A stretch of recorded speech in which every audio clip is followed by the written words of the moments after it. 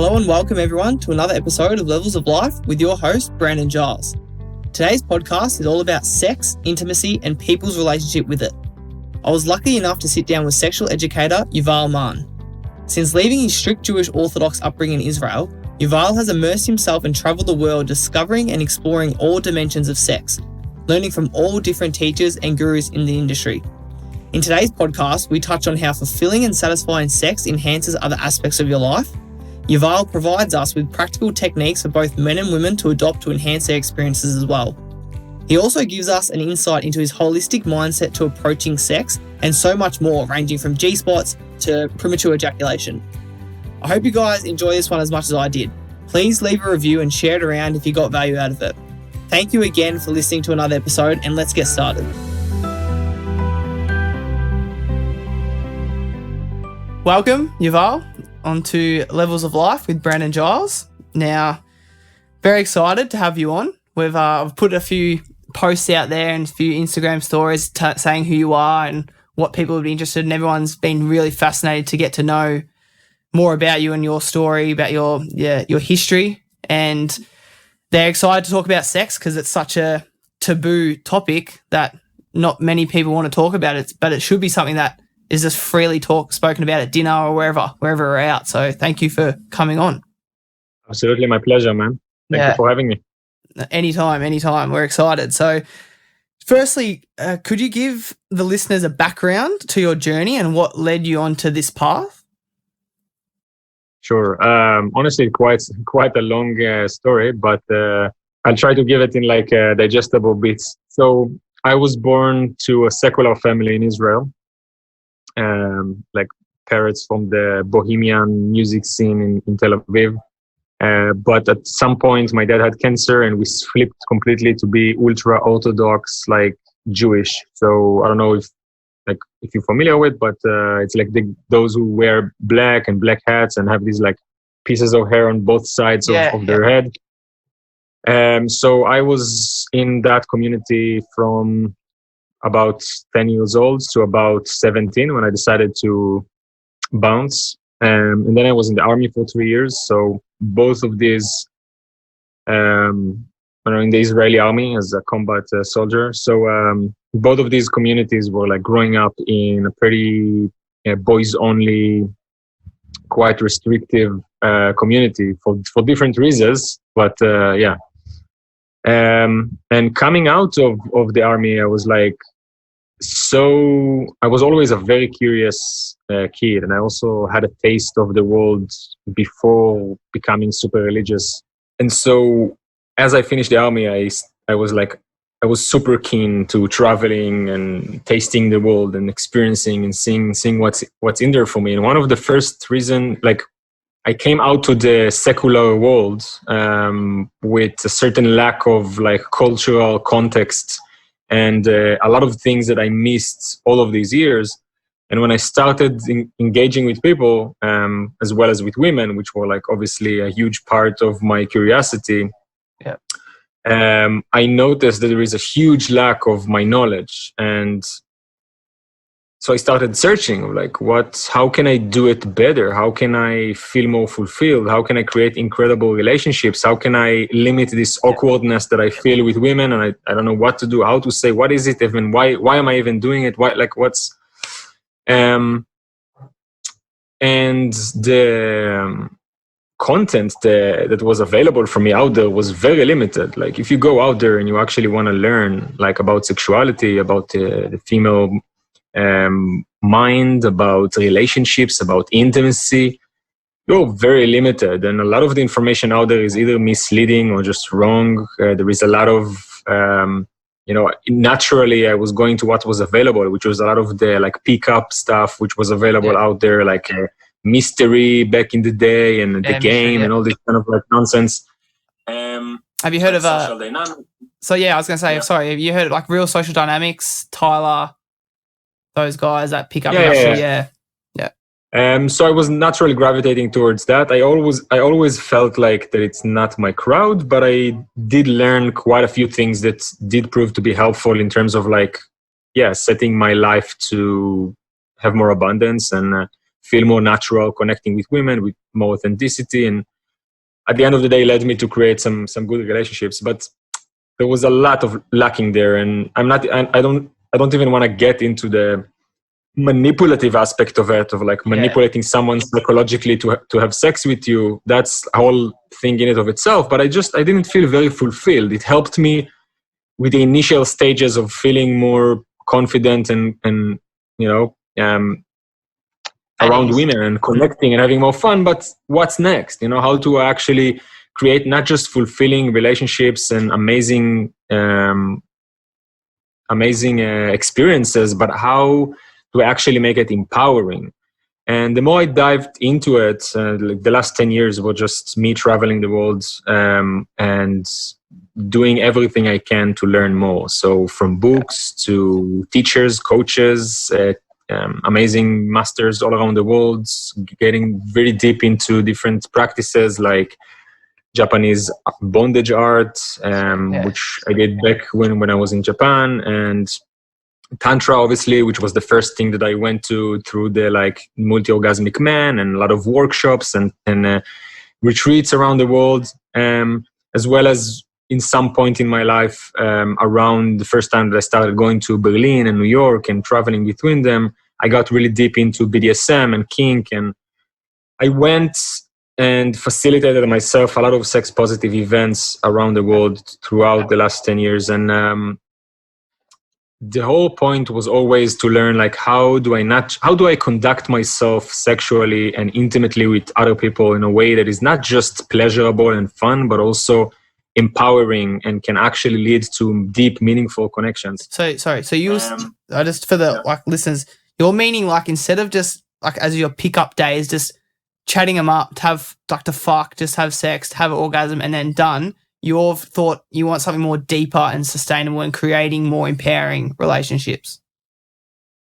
Yeah, honestly, from the beginning, I was always a very, I'm a very loving person. I was never, even when I meet someone and it's just for one night, it's never meaningless for me. I feel that like connecting with someone sexually was always a meaningful thing for me in and of itself. Now, after learning a few things along the way, I know why. I know that like, it's not just intuitively that we feel that it's such a powerful thing, but it's also scientifically our sex is connected to our brains and how everything is functioning in our body in so many levels.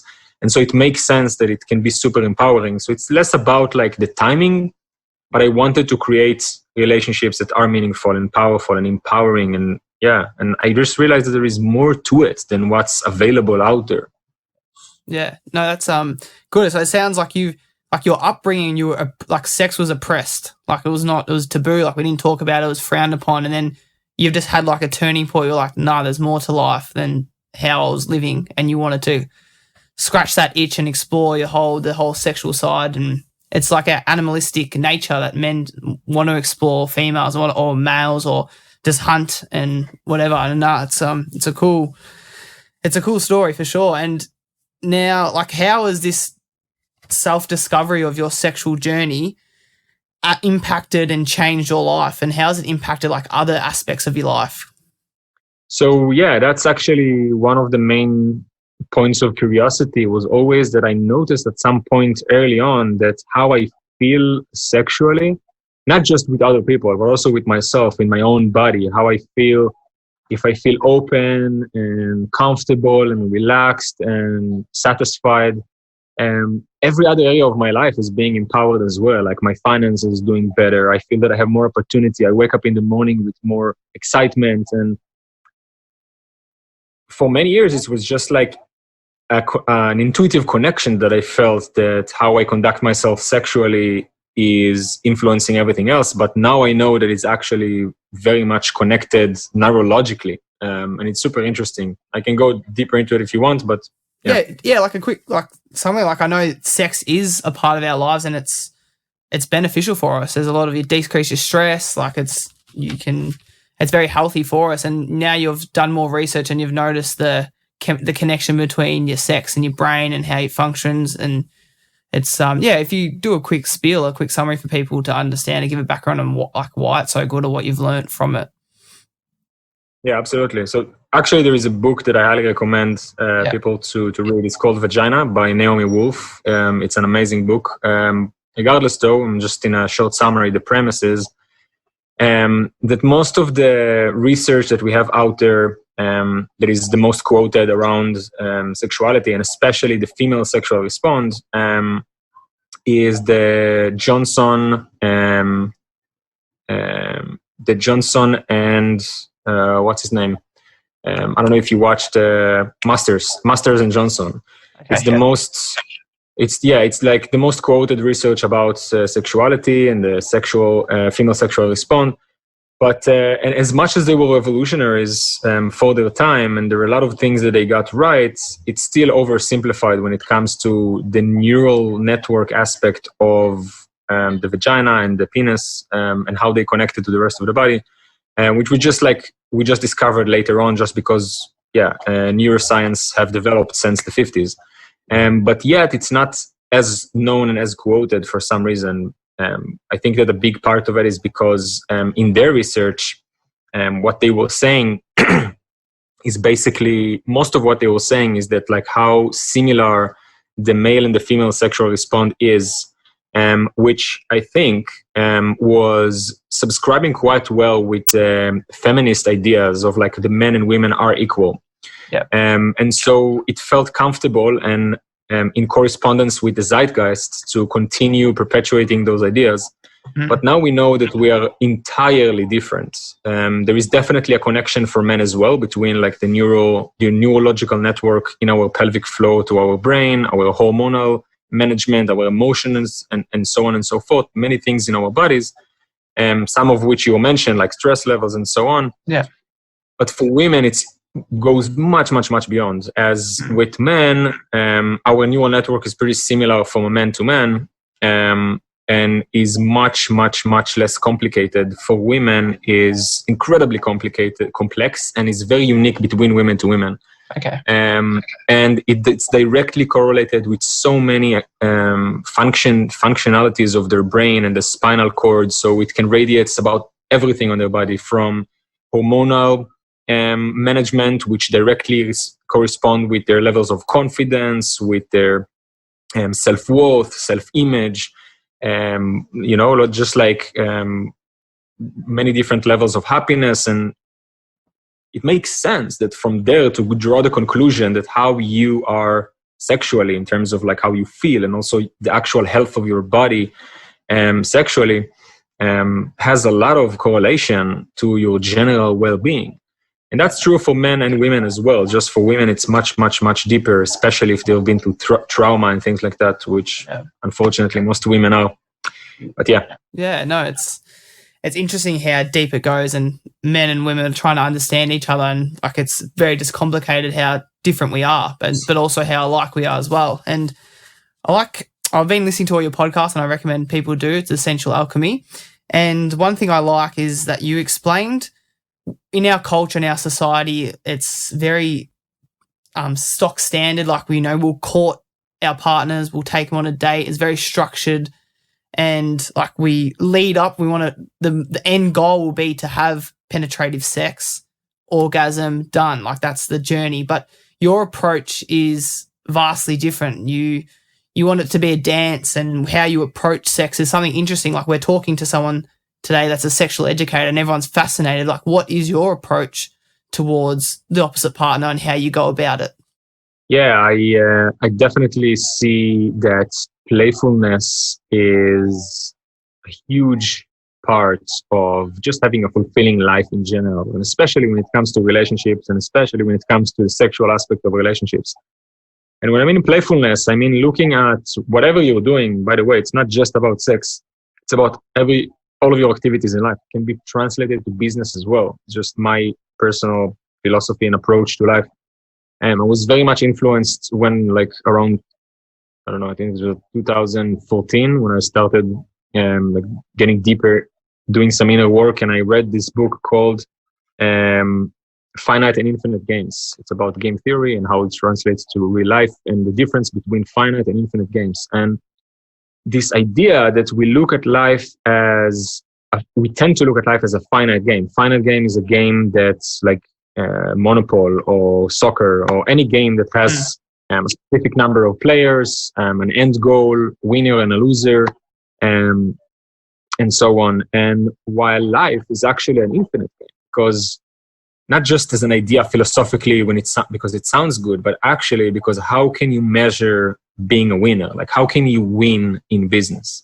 In what measurements? Like the company that has the most revenue, the company that is the greenest and most, the company with the best culture for the employees. Yeah, like, and even if it's the most profitable, in what time frame? Like, you know, like, so, and I think in a relationship is the same. We tend to have this like structured look on like how relationships should be. And in reality, it's nothing farthest from the truth. Like the only relating style that you choose and how you conduct your relationship is your own personal choice. You are deciding the rules. There are no predetermined rules. There are no winners or losers. There is no winning in a relationship. Yeah. It's a continuous work. And so, especially when it comes to sex, I think that approach of childlike curiosity, of being playful with it, that's the name of the game. Because for a lot of people, especially couples that are in a relationship for a while, but for anyone, sex is this like structured thing. You basically follow what you either saw in porn, what you saw in other places, what you tried and saw that worked for someone, and then you just do it with everyone else. And especially in a relationship, you start to get to know each other and have this familiarity with each other. And then sex becomes this like thing that you just get it over with. Even if you're having fun, it's to get to an orgasm, to make each other orgasm, and then let's move on, especially if you're busy and so on. Yeah. And in reality, there is so much more depth to it. And you really start to exploring the actual ecstasy that sex can bring to your life, to your relationship, to everything we talked about, how it influences your entire life, when you start to approach it as a play. Yeah. The only idea is to play, to rediscover each other naked, you know, like discover each other's soul while we're naked. And there is no one specific way to get somewhere. There are no rules. There is no destination. It's just about the thing itself, the presence of both of you in the moment, rediscovering what's up. And when you put it into the context of how different the neural wiring sexually from a person to person, you realize that you need to forget everything you learn about your past lovers and approach this new one with utmost curiosity and openness for play, because people are very different. And so, yeah, you have no choice but playing, and that's how you get to having incredibly more amounts of fun. Yeah, no, that is, it's like exciting to hear, and people would be listening to this like they want that. People are craving that like ecstasy of sex and pleasure, and that, I think it's a mindset shift. Like people right now could be just doing the get to the sex, done, let's move on. But how do you change people's perception or mindset to being more open and treating it like a play and not worrying about the outcome at the end? Like what, I know you have a course and we'll talk about this later for people to learn more, but what's one thing that you help people change their mindset, to change that mentality that we've grown up to, watching porn, listening to our friends, what their relationships are like, and trying to adopt that, and all that external things we're getting filtered and taught or put onto us? How have you, like, what do you have done to change your mindset to be more playful and just have fun and not worry about the outcomes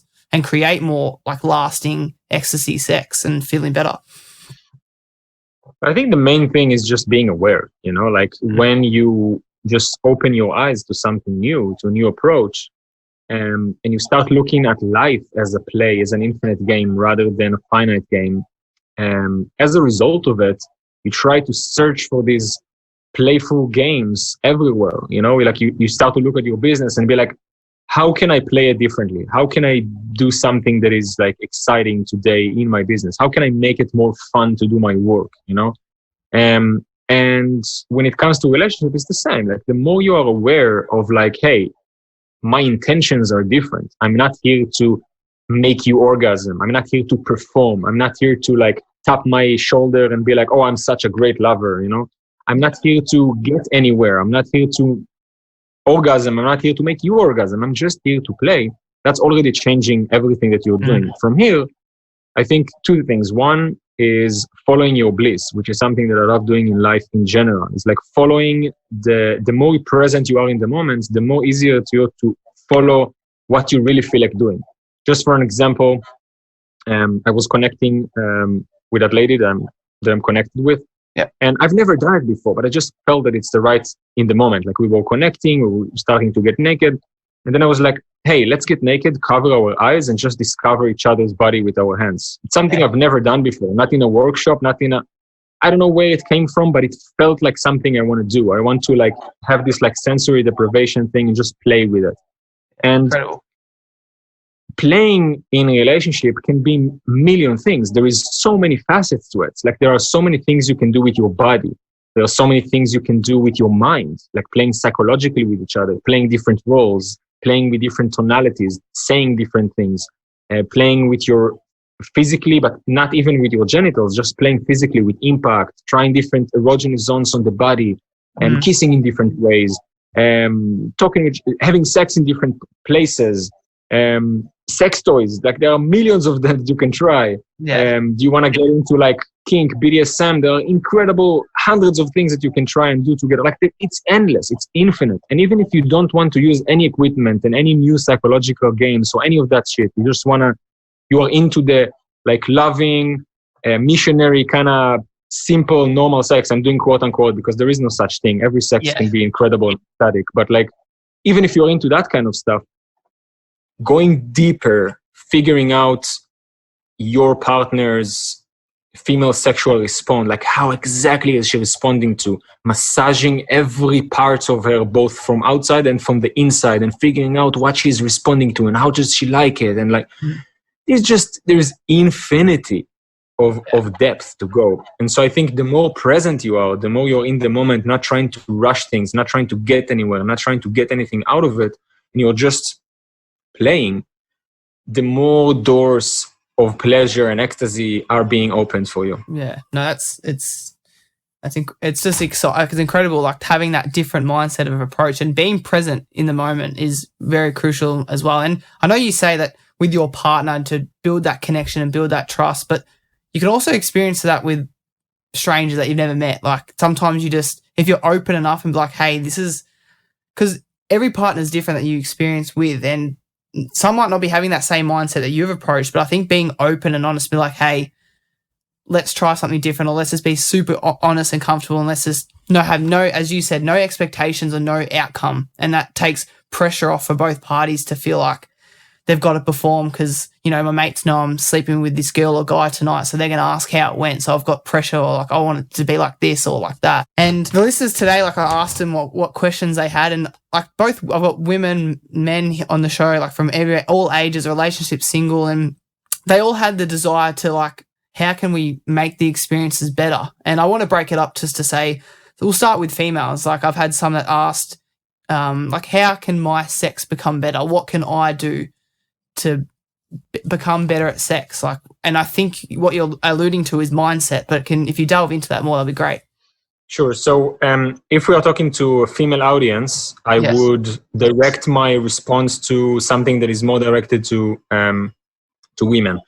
And so directly connected to what we discussed before, your neural network is incredibly complex and very different from person to person, and is directly correlated with everything else in your body. So on the good side and the bad side, if you've experienced some kind of trauma, some health issues, some tension, and any kind of negative experience, both physically as well as mentally, that is directed towards your sex, which, by the way, even if you haven't experienced something directly towards you, it's generational. Our society is got used to control and suppress women through their pleasure, because that's the most powerful aspect of them. And I'm not going to get too deep into that kind of like gender kind of thing. I want to give them specific things that they can do.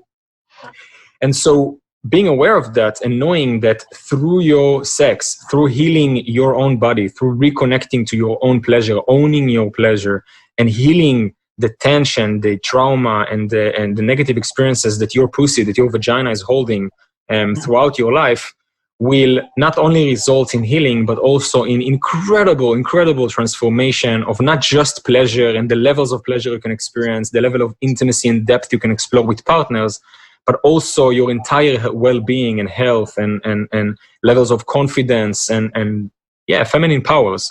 And it's not just like intuitive, like spiritual woo-woo things. This is like science. This is like how it works. We will see, and I'm seeing it in my work with women on a daily basis.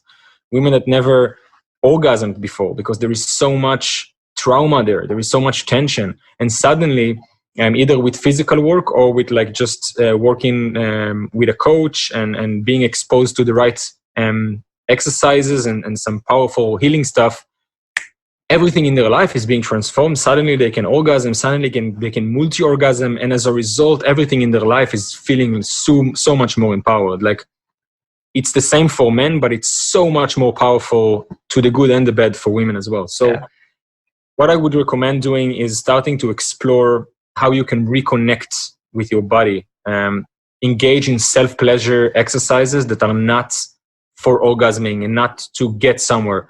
Sit around, touch yourself, discover your body with love without trying to get off, without trying to get to orgasm. Usually women have this like one specific way that they like to touch themselves in order to get to orgasm. And that's wiring their brain to be used to get pleasure from one specific type of touch only. Yeah. Try to lay down, forget about orgasm, put some nice music, some incense, whatever makes you feel comfortable and nice, and start discovering your body. And try to touch yourself in different ways. Try to touch different points. You can do it with your fingers, with a toy, however you like it, but try different things for the sake of discovery and with the intention of self-love, with the intention of giving yourself that love, that healing, that beautiful nurture that your life and pleasure so desire and so need for healing. There is a lot more to do that I do in my work and in my courses, but this is something that I found to be incredible that a lot of people just don't do. Not just that a lot of women don't even masturbate at all and like give like, oh no, this is something that my men should do, you know, like they don't even masturbate at all. I'm talking about women that do masturbate but do it in order to get to orgasm. So forget about orgasm, engage in self-pleasure exercise that is just for fun, for self-love, for healing. And you will see a lot of incredible things happening to your body and to your life. That's really good and insightful for women and even for men as well. I feel like the answer is going to be the same when I say what would be something for men, but I feel like it is being in touch with your body and your mindset, as you said, for women, and exploring your body, not having any expectations on orgasming, just play. And I feel like absolutely. Yeah.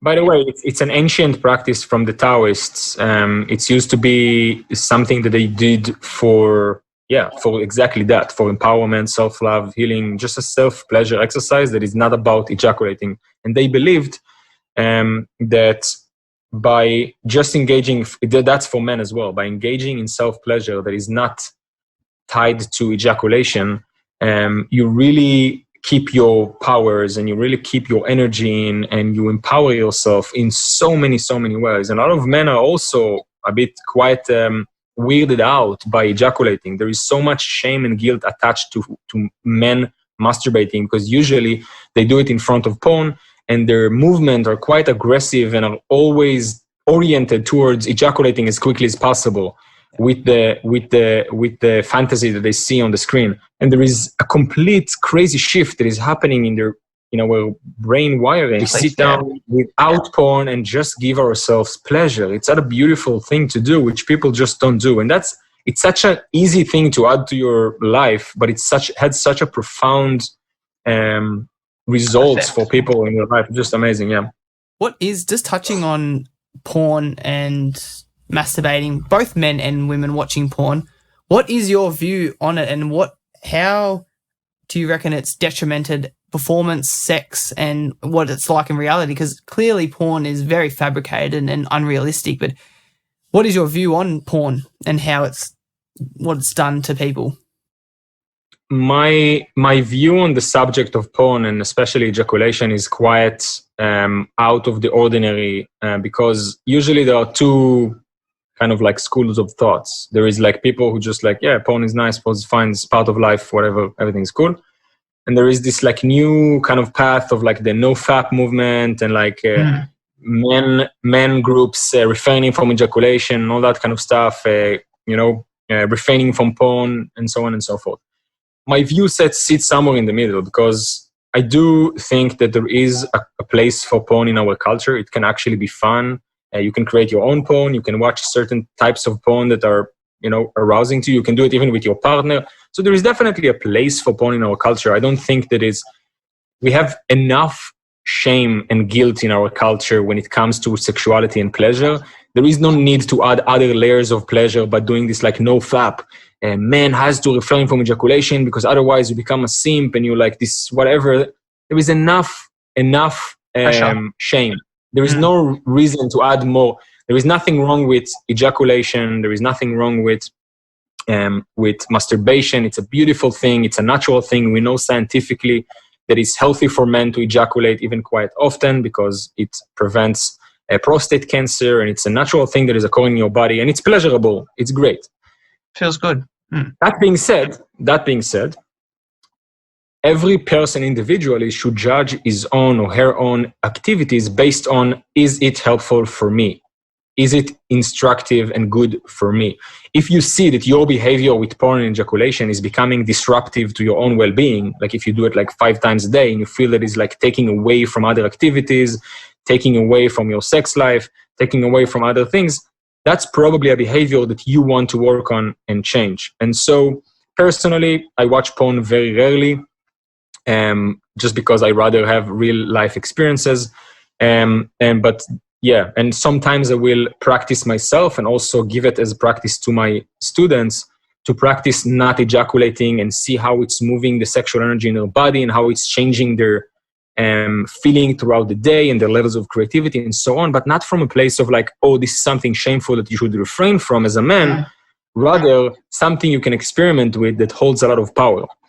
That being said, one last thing, porn does have effect, obviously, on the way you experience pleasure and fantasy and sexuality. Because when you watch porn and you do it for years and you get used to masturbate or touch yourself in a very specific way, you wire your brain to get aroused from specific things. And those specific things, when it comes to porn, usually, like you said, are fabricated, not real life based. And so in many cases, and especially, like you said, if you see that you do it in a destructive way, you do it too much, you do it in a way that you don't feel good with, it's usually because you recognize that activity is blocking you from having the most powerful experiences that you can in real life.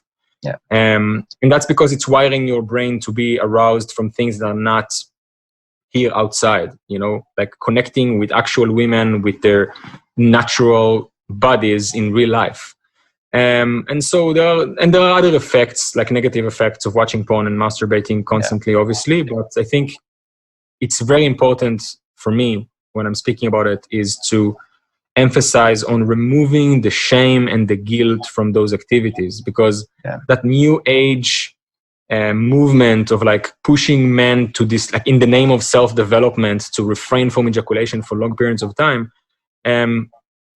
In the best case scenario, if it's just short periods of time, it's just adding more shame and guilt. In longer periods of time, that can actually be harmful physically.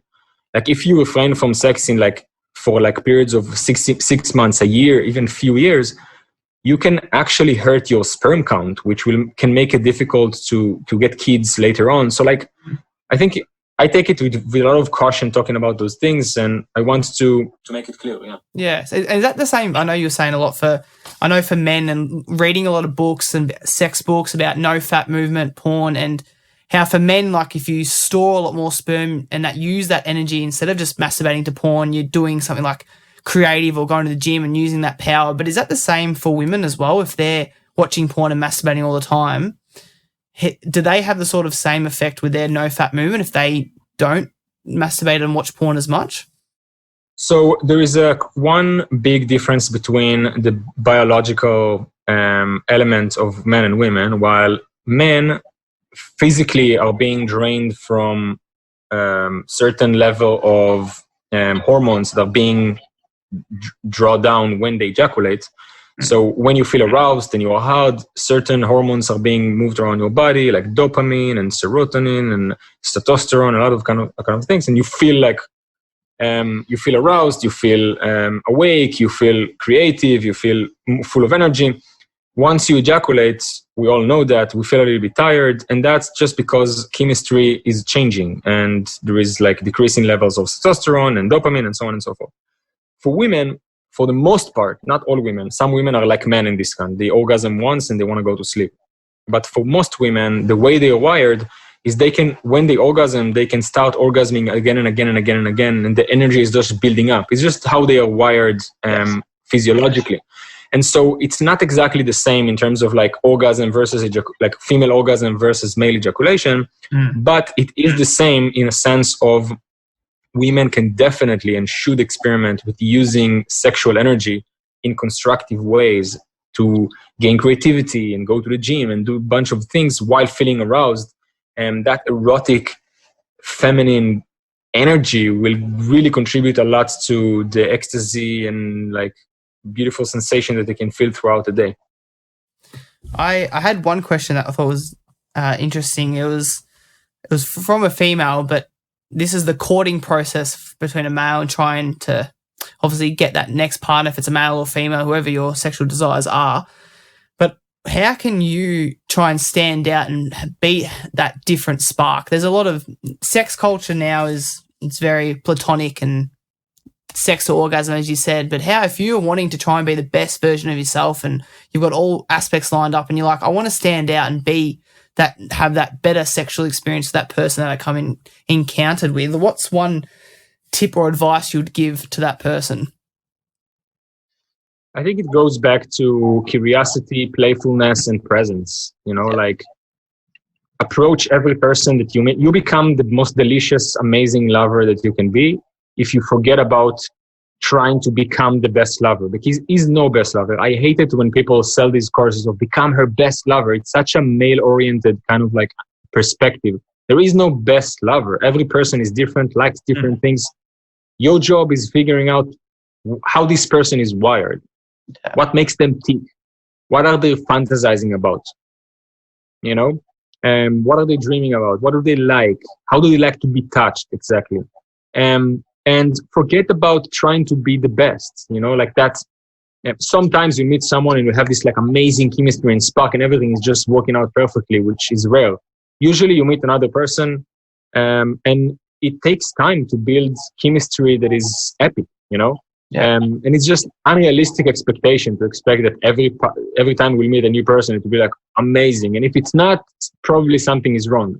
It's just bullshit, rather than trying to fulfill your ego by becoming the best lover that you can be, or fulfill your desire, follow your bliss, follow your pleasure, and communicate what you desire honestly and openly while observing the other person, asking them questions, having an open, honest discussion about what do they like to watch, what are they fantasizing about, how do they usually like it, and what is the thing that ticks them the most. And experiment with that and play with that and just go on an adventure. Take your time and be present in the moment with them. That's what will make or break an amazing, epic experience from like an average experience. Is like, is this person really present with me? Are we forgetting about time and just focusing on each other's pleasure and discovering? Sometimes you'll do something and the person will be like, nah, I don't like it so much. Cool. You're not getting hurt by it, because it's not talking to your ego. It's just a person expressing what they like or don't like. So we move on. You try a different thing. You ask them, what do they like more of? It's a negotiation and a play. It's not... it's a dance. Yeah, it's a dance. Yeah. Exactly. Yeah, no, it's good. It's having no expectations and just enjoying the present moment and having fun. Whatever happens, happens. Like, just have fun, be open, honest. It's good. It's really refreshing. So I'll go to the audience. Like, this is what I asked a few people. Like, what would they want to know from a sexual educator? And fair few girls they wanted to know, and I don't know how important this is specifically on why they're asking, but they wanted to know how to access like their G spots or certain areas of their vagina, clitoris, and all that. And one was how to access my G spot. And I think a G spot's very popular in the mainstream. Like, there's always like 3 tips to how to get the girl's G-spot, and the girl's like, oh, that must be like the holy grail of orgasms. And I'm going to ask her, because I've watched your videos and watched your stuff about how to access all the zones and that, but firstly, explain it. How do you find the girl's G-spot? But then secondly, how important is that?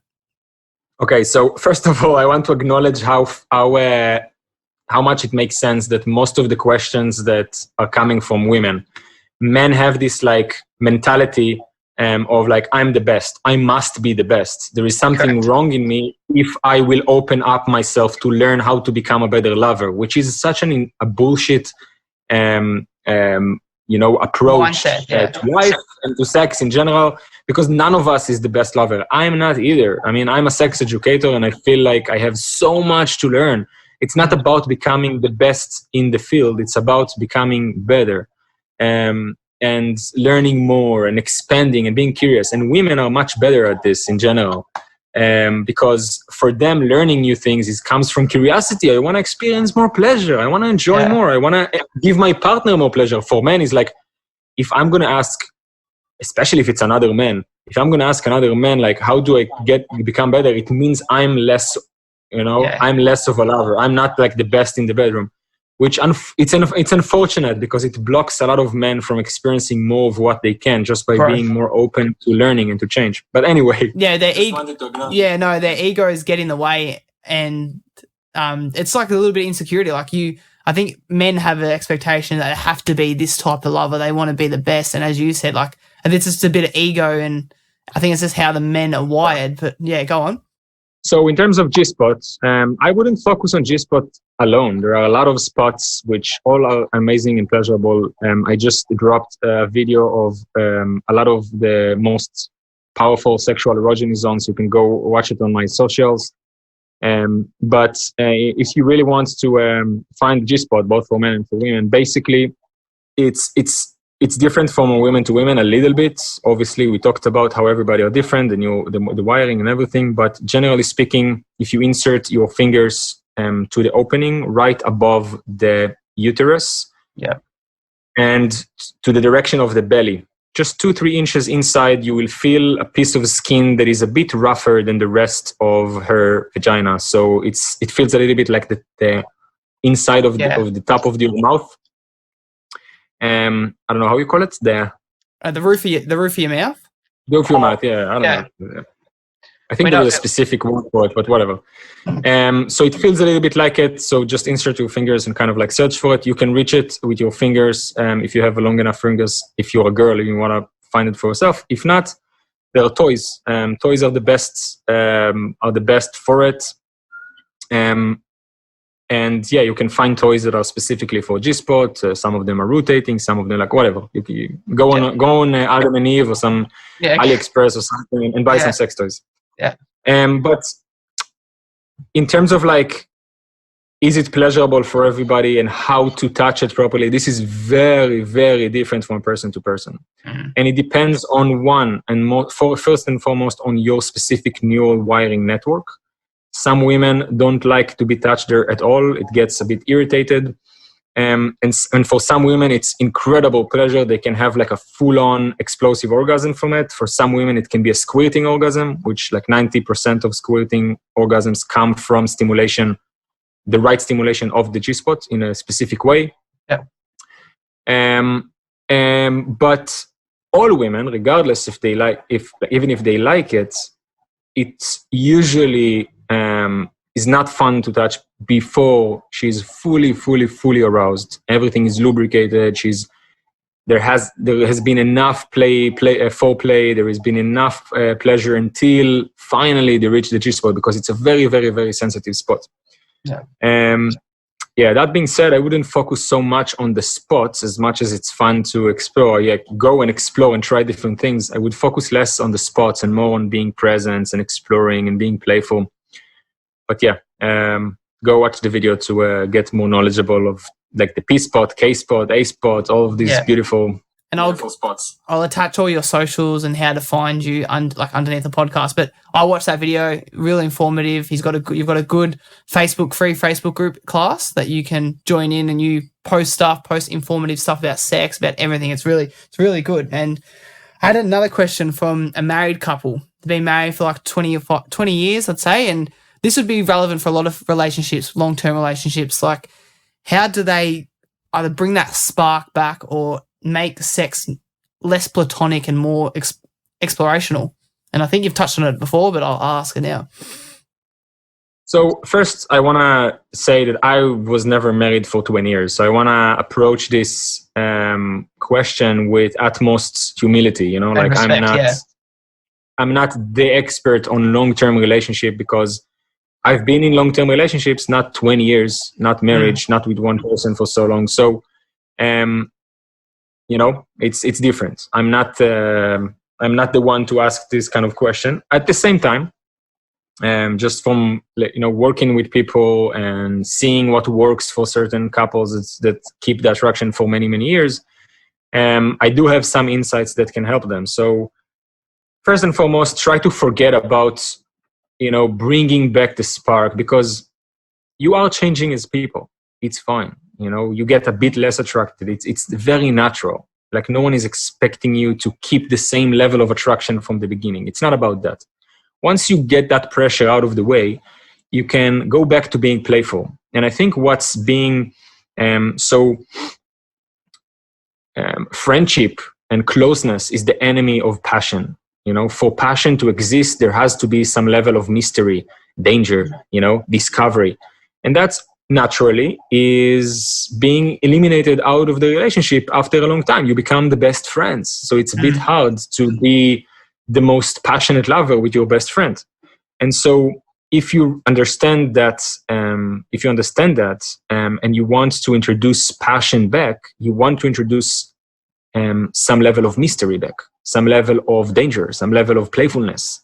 And so a few things that a lot of couples that are together for many, many years are doing, some of them are teachers in my field as well. So like, it's pretty good advice.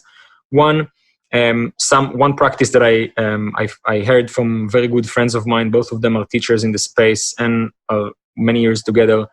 They have this like scheduled dates that are around different elements. So for example, one will be about water. So they will go on a date and it's just about going with the flow, whatever comes. One will be about fire. So they will go and eat something specific and drink something specific that's resonate with fire. And then they go home and they have this like more rough, more kinky sex. They will experiment with some BDSM and some kind of stuff. And so on and so forth. You know, like ground can be like earth can be a day of more grounding. So it can be like tantric, grounding, loving touch, and more romantic and so on and so forth. This is just like an idea to kind of like bring back some playfulness and experimentation, because what happens is that obviously even when the passion died out, both of you are still sexual beings and you want to, so sex becomes this like thing that you do to get off, you know. Yeah. She makes you orgasm, you make her orgasm, okay, we can move on. We have this like need met. But what they're actually wanting is to, maybe they didn't verbalize it, but what they actually desire is not just to have more sex, is to have more passion, more excitement, to bring back the excitement and the ecstasy. And that goes again through playfulness. Just experimenting with new things. If you never tried something before, go try it out. You know, try being a little bit risque. Maybe go to like a swingers club. You don't have to swing, but you can just be around people who are doing some risky things, and it's just going to make people wear sexy, people engage in sexual acts near you, and it's just going to bring back some aliveness in both of you, and you go home and you're going to fuck each other's brains out. If you never tried things like kink, BDSM, or role play, or things like that, try that out. You know, like try to figure out new things that you are into. Some things are creating some distance, you know, so you can take like a day or two apart and miss each other a little bit more. And then there is some passion and excitement building up. So there's a lot of things that you can do, always with the idea in mind to reintroduce that mystery, reintroduce that discovery. When there is something to discover, there is mystery, you know, there is mystery that you try to discover. When you have that process happening, you become more excited because it's about, you know, you have a challenge. You want to discover something. You want to try something new. So that's what I would recommend. Yeah, no, That's really insightful. And just both parties being open to, it doesn't always have to come naturally, and they don't have the pressure, and just work on things and both wanting to be better. That was really insightful advice. That's spot on. I think that like the come naturally thing is a lot of couples that are together for, especially if they are a long time together, are falling into that narrative of like, oh, we always have to schedule the us time, especially if they have kids and like careers and so on. We need to schedule time to be together. That takes all the fun out. But I couldn't disagree more. I think it's totally okay to schedule time to have only you together. It's an incredible effort, action for your friendship, for your relationship. What you want to do is introduce some level of playfulness and excitement and discovery and mystery in those times that you schedule together. Because just expecting that everything will be just happen naturally and intuitively and like spontaneously as it was when you just met is just unrealistic. You are now a household, you probably have kids, you have a house together, you have busy careers, you grew up like 20 years, Yeah. You are together for a long time, you have life, so it's hard to just be spontaneous as you were when you were 20. Yeah. And so rather than like beat yourself up but why we're not spontaneous anymore, keep scheduling, but just introduce mystery and playfulness to those scheduled times. It's much, much better. Yeah, perfect. That sums it up. Sums it up well. One question from some guys is one tip for men who experience premature ejaculation. Now, there's so many reasons why this happens, but one tip to help overcome that. Absolutely. And so, first of all, I want to say you are not alone. Nothing is broken about you. It's not a physical condition. Way more men around you in your circles are experiencing a very similar experience. So don't feel that it's something wrong about you. When it comes to premature ejaculation, it's 99%, like I would say 100% of the cases just mental. There is nothing. So don't take pills. Don't try all kinds of like medications because it's not a condition. When it comes to erectile dysfunction, there are cases that it's a condition, like you have low testosterone or like you're drinking, smoking, things like that. But when it comes to premature ejaculation, so I will give you one thing that is really powerful, and it's a practical exercise. But before I do it, I want to explain why that is. And so think about your body. You have two main nervous systems. You have the sympathetic nervous system and the parasympathetic nervous system. The sympathetic nervous system is in charge of everything that is stress-related, flight or fight. Your instincts try to keep you awake and alert and alive. So you'll be wary of danger. The parasympathetic nervous system is exactly the opposite. It's all about relaxing. When you go to sleep, you want the parasympathetic nervous system to be activated, then you can fall asleep. People who have problems activating the parasympathetic nervous system have problems falling asleep. It's the same with sex. In sex, though, it works in a very, very interesting way. So in the beginning of the arousal stages, both for men and women, you need the relaxation to kick in. You need the parasympathetic nervous system to work. If you are stressed, what happens for most men, and it's causing both erectile dysfunction and premature ejaculation, is that they are stressed. They are stressed of performing. They are stressed of what will happen if I'm going to ejaculate, what she will think. I'm not, my worth as a man is tied to my performance. Yeah. And there is a lot of stress though. And so the first thing that you would do is change that mindset and realize that it's okay. Sex is not about performance, just play, just enjoy, just have fun. Even if you ejaculate in 2 seconds, if you know what to do with your mouth and with your hands and with your fingers, and if you worked her out enough time to really give her a lot of pleasure and enjoyment and fun, it's not going to be that much of a big deal. And even if you ejaculate quickly, you can continue and enjoy and have fun together and then go again. Like it's not so bad. And women care less about that than men. It's not about performance. If she feels your full presence, she will be fine with it. That's one thing. Now, when you feel that you are close to ejaculating, you can do this specific breathing exercise. It's going to help you refrain from ejaculating. But it's just one thing. There are a lot of different practices that I give in my courses, but this is something that is quite easy and simple, and you can try it and you can start applying today with your partner. And so you basically breathe deeply from your nose, and when you exhale the air out, you make noise. It can be a sigh, it can be If you are doing it with a partner, so you can also do it like as a sex noise, you know. But make a noise with your exhalation in a way that it's rotating your throat. Why? The parasympathetic nervous system, especially one part of it, which called the vagus nervous system, it goes on both sides of your throat. When you vibrate your throat with the exhalation, you are activating that parasympathetic nervous system. So you breathe, and then you go like, and you rotate the system. Yeah. If you are alone, try it alone at home when you are masturbating and engaging in self-pleasure, and play with that and see how it helps you to not ejaculate when you're about to. If you're with a partner, especially if it's a new partner and you don't feel super comfortable with you don't want to just start to sigh in the middle of your intercourse. Yeah. So you can just do it as like a sex noise, you know, like, oh, like you're really enjoying, you know? Yeah. So when you do it, you know, it physically activates that parasympathetic nervous system and it helps you relax more and as a result to refrain from ejaculation. For some people, it works magically in the first time that they're doing it.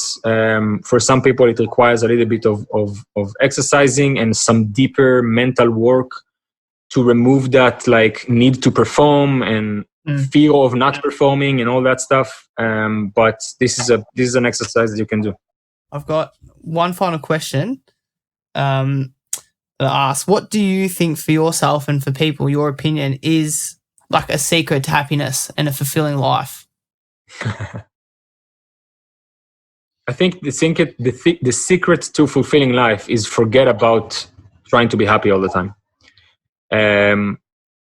You know, the answer is in the body of the question. When you let go of the need to be happy all the time and you realize that life is also about pain and it's also about sadness and it's also about whatever is present for you.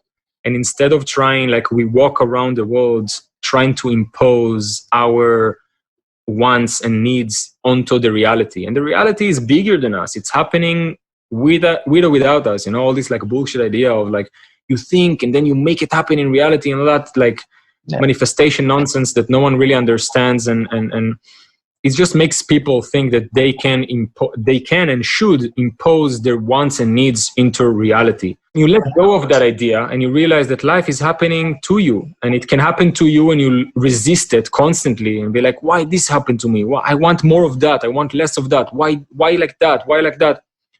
Why I'm not happy?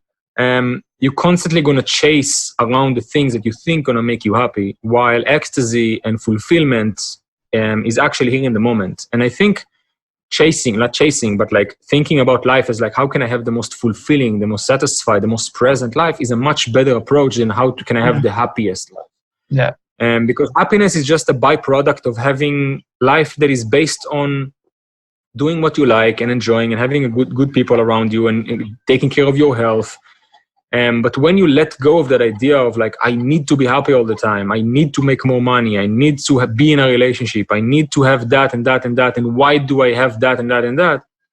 And you surrender to life, you start really experiencing what life truly has to offer for you, which is incredible amounts of ecstasy, even when it's sad, even when it's painful, especially when it's sad and painful. So that's what I would say. That's good. I like when you say you like to fuck life to the fullest when you wake up and everything, like fucking, like your money, your career, your life, your friendship, your happiness. And I like that approach and that mentality. And I hope everyone's got a lot out of today, what you've spoken about, and to their next sexual encounter, like have fun, make it a dance, like enjoy it. Don't have any expectations and have that flow onto your life in other aspects of your wealth, like your health, your happiness, your wealth, like just have fun and embrace it. And just tell, before we all go and finish up, your socials, how we can find you. I'll put links on and a bit about your course for people. Like what can men and women get out of it? Absolutely. And so you can find me on my socials. It's yuvalman.s on Instagram. It's yuvalman with double N on Facebook. You can join my group, Sensual Alchemy. Just request and I'm going to approve your requests. I'm going to post a lot of stuff here that's Sometimes I'm not posting on my main socials, and just so you can keep in touch, you can also find my website. It's yuvalman.com. It's one N, not two. It's like Yuvalman, like a man.com. Yeah. To read more about me and to see all the, whatever get in touch with me and so on. In terms of courses, we have a few programs and online courses, both for men and for women. The idea is to live a life of ecstasy, and doing it through reconnection with our pleasure, reconnection with our body. I like to say that people get in the door to try to work with me because they want to have more sex and better relationships and so on. And although they get all of these, they end up with things that they didn't even think that they want or need, like living a life of more fulfillment and more ecstasy and more excitement. And I feel that my approach to it is a little bit different than what you find outside, which is either like the manipulative thing of like pick up for men and this like how to lock him as your husband for women, all this like nonsense thing that is going around. And it's also not as much of the like super spiritual thing like the tantric world and all that. It includes some healthy elements from all of these worlds, but it's much beyond that, and it's more science-based, eye level. And there is, in my video courses, there is a lot of live demonstrations of a lot of beautiful things that you can do as a couple, as a woman, as a man, both like self-pleasure exercises as well as things you can do with your partner, like bondage, squirting techniques, tantric massages, both for both sides, and a bunch of other incredible things, as well as some other information as well. And we have some mentoring programs, which is just more personal and with a group coaching, both for men and for women. All the information is on our website, and you can feel free to connect with me. And No, perfect. No, thank you for your time, Yuval. It was intriguing. Got a lot out of it. I know a lot of people will enjoy this podcast for sure, and we'll definitely be in touch again soon. And I hope everyone jumps on board. Like I'm in that group for a while, and it's good. It's really informative. People get a lot out of it. I can't recommend it enough, and it's a great connection. Thanks for reaching out, and hopefully I'll have to come around and come over to, if you do retreats or something. You're based in Thailand? I'm based in Thailand right now. I'm probably going to be moving at some point soon. But man, it's been totally my pleasure as well. Happy to connect, happy to speak to your audience and give them as much ecstasy as I can today. To any of you who are feeling the consequences of the global situation, I'm sending you love and appreciation, and we're going to beat this together. It's going to be fine.